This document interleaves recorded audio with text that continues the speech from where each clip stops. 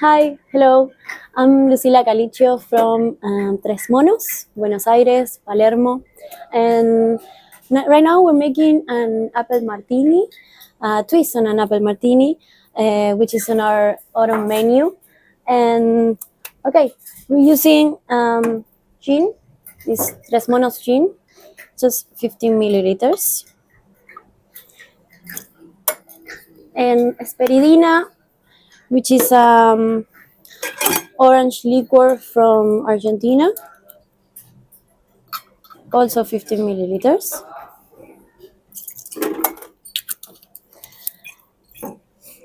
We're using fresh apple juice too, and Bianco vermouth.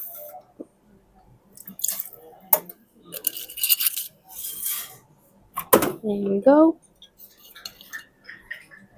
And right now we just stir it, and we are gonna garnish it with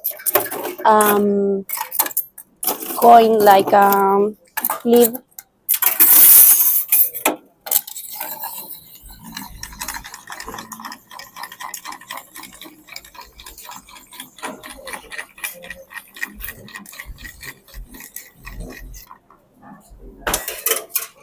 Okay. There we go.